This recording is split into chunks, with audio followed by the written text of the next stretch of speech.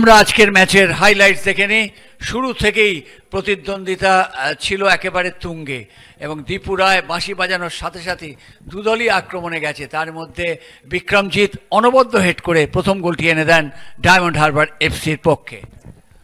প্রথম কোয়ার্টারেই তিনটে গোল, এই সেই গোল যে গোলে মধ্যে ছিল যথেষ্ট মুন্সিয়ানা এবং ডান পায়ের ইনসুইঙ্গার সেল্টানের চলে গেছিল গোলের মধ্যে, সমতা ফিরেছিল এই গোলের মাধ্যমে। আবার এগিয়ে যাওয়া গিরিকের সেন্টার, সেখান থেকে রাহুল পাসওয়ান, ভারী সুন্দর দৌড় ছিল, ভারী সুন্দর সেন্টার ছিল, ভারী সুন্দর টাইমিং ছিল রাহুল পাসওয়ানের।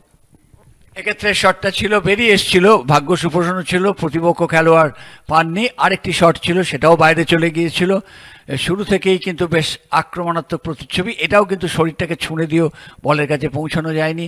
এবার কিন্তু একটা শট ছিল কিন্তু সরাসরি গোলরক্ষকের কাছে। এইভাবে অনেক শট হয়েছে কিন্তু কাজের কাজ কিছু হয়নি। আবার দ্বিতীয়ার্ধের শুরু থেকে চাপে ছিল, এটা সুপ্রিয়র বাড়ানো বল, ভারী সুন্দর ডিফেন্সের ক্ষেত্রে। প্রথম কোয়ার্টারে 3টি গোল, শেষ কোয়ার্টারেও কিন্তু আমরা নাটকীয় 2টো গোল দেখেছি আজকের এই ম্যাচে।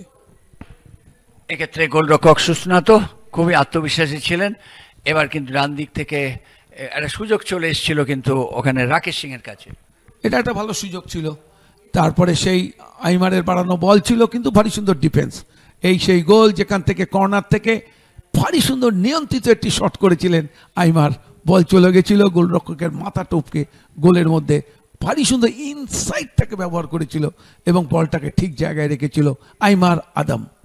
দুর্দান্ত গোল বলবো। এবার এক্ষেত্রেও অল্পের জন্য বাইরে চলে যায়।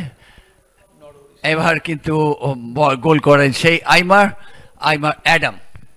ভারী সুন্দর ডান পায়ে বাঁ পায়ে বলটি নিয়ে ডান পায়ে বলটিকে কিন্তু জালে জড়িয়ে দিয়েছে। মানে অ্যালেক্সের বলটাও কিন্তু খুব ভালো ছিল।